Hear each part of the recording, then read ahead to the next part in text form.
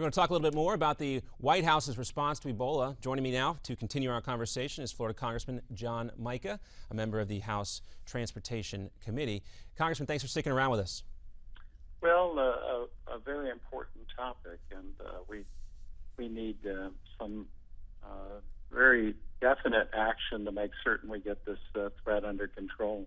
And a lot of folks would say that is not putting together a cabinet meeting for the White House press cameras. But that said, we are talking, and more folks are talking now about the prospect of travel bans. House Speaker John Boehner on Wednesday said President Obama should absolutely consider a travel ban to the West African countries, putting that in place on those West African countries most affected by Ebola. Do you agree?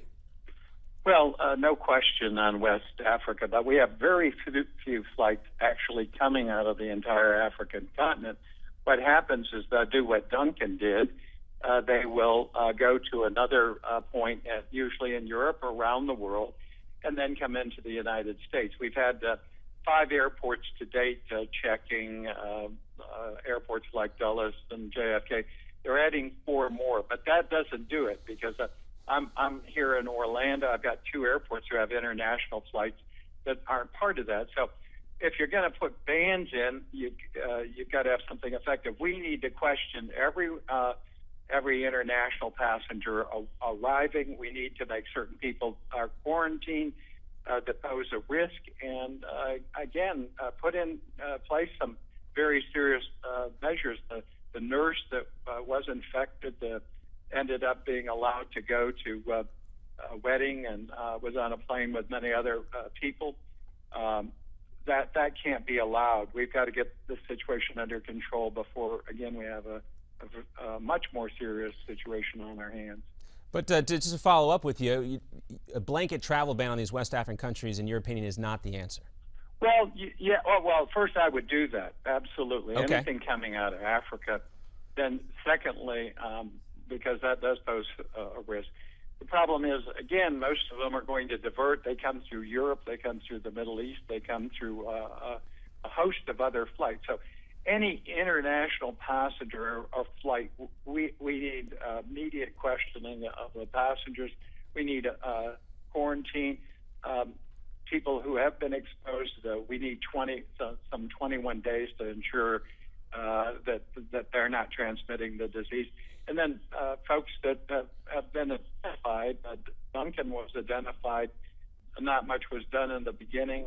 I'm very concerned now what I've learned about the exposure to family and others who came and went. The nurse who's now been transferred to Atlanta, she was on a plane and allowed to go to other places. So people who pose a risk need to be quarantined or accounted for and detained. Yeah, you know, you're right. The travel ban needs to be put in place, as you said. But that's just the starting point. You say more, more surveillance of these individual travelers is necessary. We do want to put up a map, Congressman. I don't know if you can see this or not where you are, but here are all the countries now that have put in their own travel bans. You know, some Caribbean nations are doing this as well.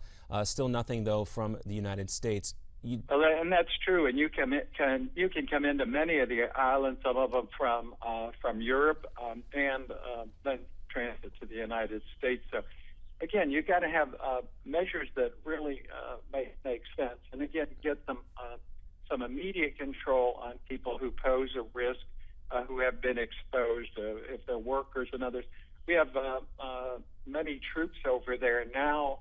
I've heard that they aren't being properly protected. Then we've got the prospect of them coming back into the population. They need to be quarantined. My goodness, even I remember my immigrant grandparents, anyone who posed any kind of a risk was put into quarantine immediately as they entered Ellis Island. And here you've got a much more serious situation.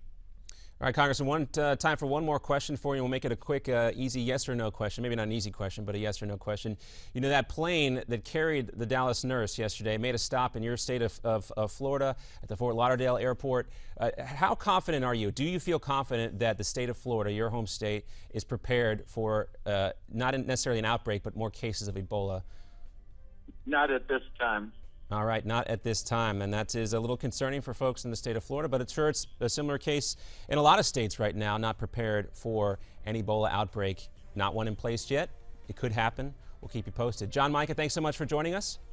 Thank you. All right, and thanks for watching Newsmax TV. We continue on. John Bachman in for J.D. Hayward today. America's Forum continues after this.